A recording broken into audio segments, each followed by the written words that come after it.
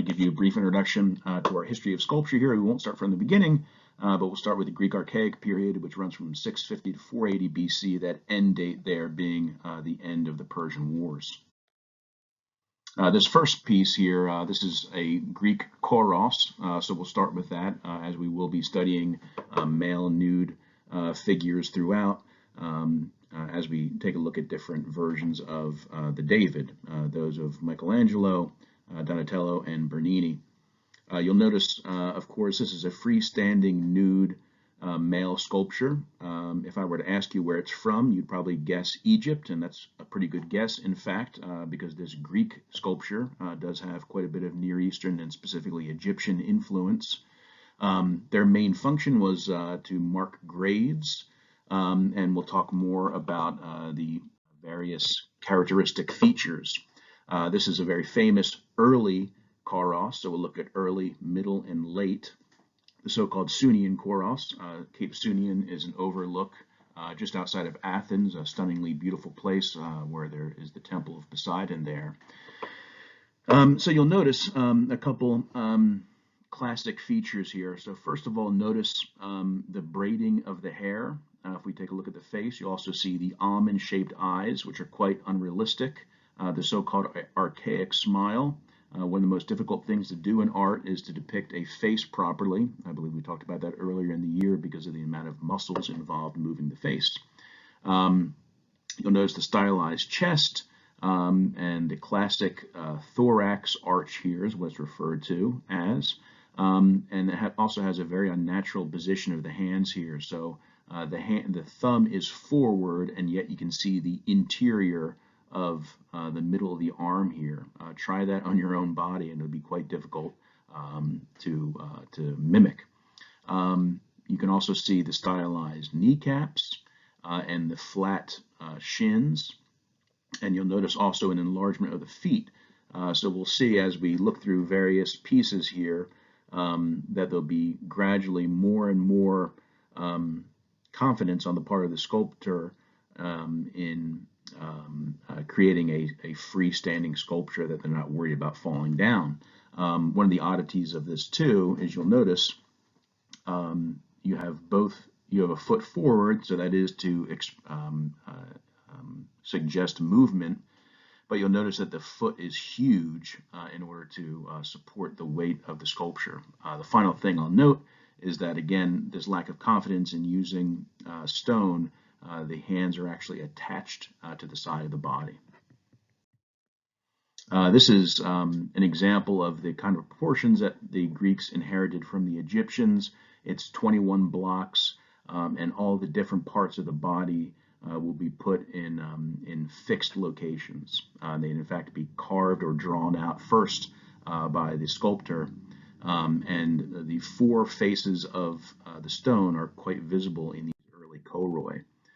This just gives you another example of some of the classic proportions. One of the identifying features of an early Kouros too is this flat back.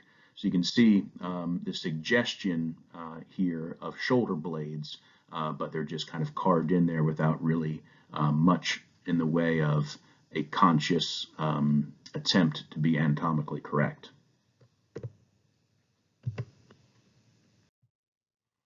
Now we move into the middle period, the so-called Firenze Kouros, which is in Florence. What you'll notice here, most strikingly, I would imagine, is gone is the unnatural thorax arch, although it's still highly stylized and not altogether anatomically correct. You'll notice a more natural rounding of the shoulders and also shoulder blades. The expression is also slightly more natural, and the arms are not fully pronated at this point either. Another example of the middle period, the Kritios Boy, and here again we're getting a more anatomically correct piece. You can see the hands begin to move away from the side of the body, a more natural position of the hands, a normal shaped thumb, for example, and you can see the S shape of the spine here really well when we look at it from the side. And then finally, we move into the late period, a very famous piece here called the Kritios Boy. And there's a massive innovation here in confidence of working with stone and also creating a piece that's anatomically correct. So finally, we have the thorax is naturally created, but the most stunning and innovative part of this piece is the so-called contrapasso position. So this is the natural way you and I would stand typically.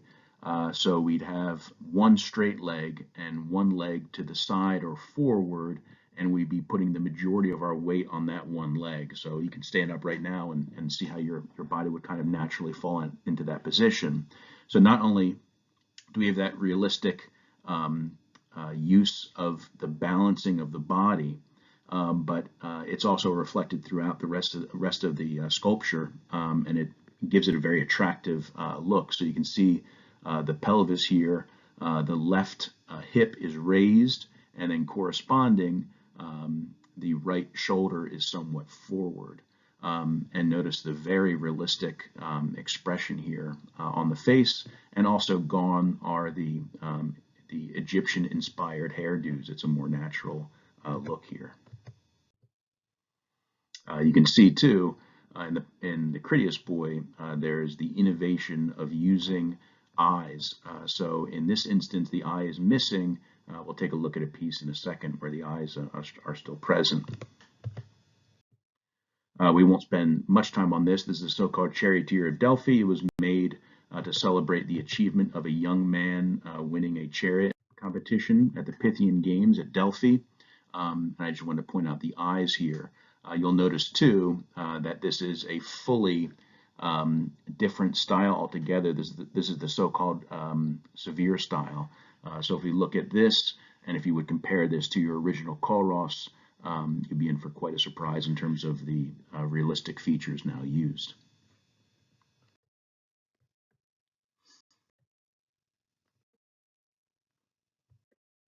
If you go to Delphi today, you can see this piece up close. It's really quite outstanding.